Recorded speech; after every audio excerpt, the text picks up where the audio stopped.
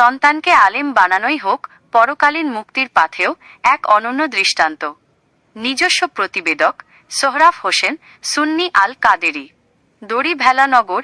ইসলামী জীবন দর্শনে সন্তানের সুন্দর নাম রাখা এবং তাকে সুন্নি আলেম হিসাবে শিক্ষায় শিক্ষিত করার গুরুত্ব অপরিসীম।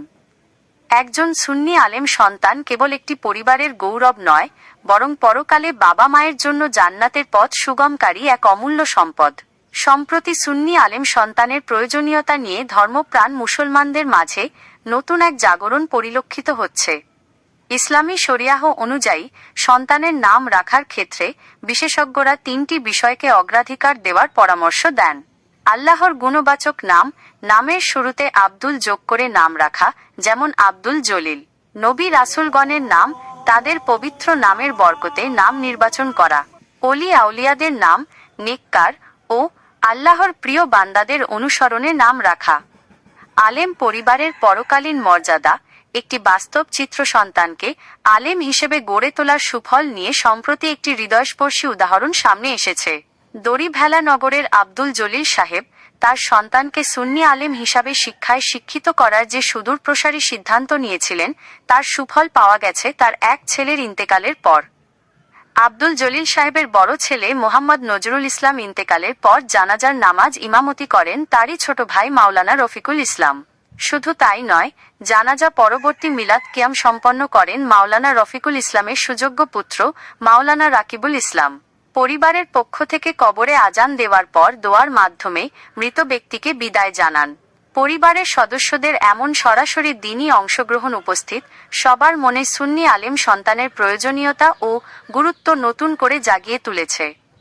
নবীজি শাহের শিক্ষা ও আমাদের করণীয় রাসূলুল্লাহ সাল্লাল্লাহু আলাইহি ওয়াসাল্লাম মৃত ব্যক্তির জন্য বারবার দোয়া করার তাগিদ দিয়েছেন। হাদিসের আলোকে পরকালীন শান্তিতে দোয়ার কোনো বিকল্প নেই। একজন আলেম সন্তানই জানে কিভাবে শরিয়াসম্মত উপায়ে বাবা মায়ের জন্য আল্লাহর দরবারে চোখের পানি ফেলতে হয়।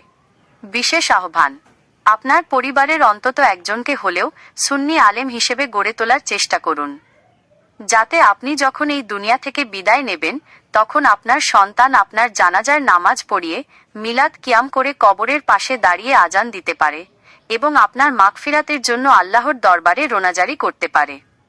উপসংহার, সন্তানকে আলেম বানানো কেবল দুনিয়ার সম্মান নয়, বরং মৃত্যুর পর অন্ধকার কবরে আলোর উৎস।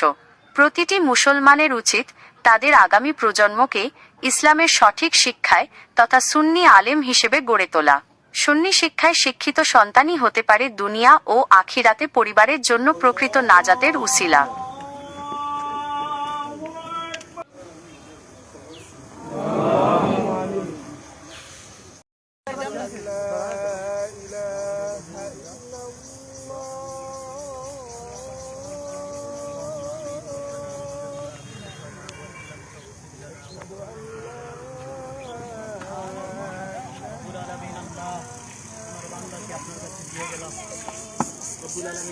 আপনার দয়াল নবীর কদমে দিয়ে গেলাম।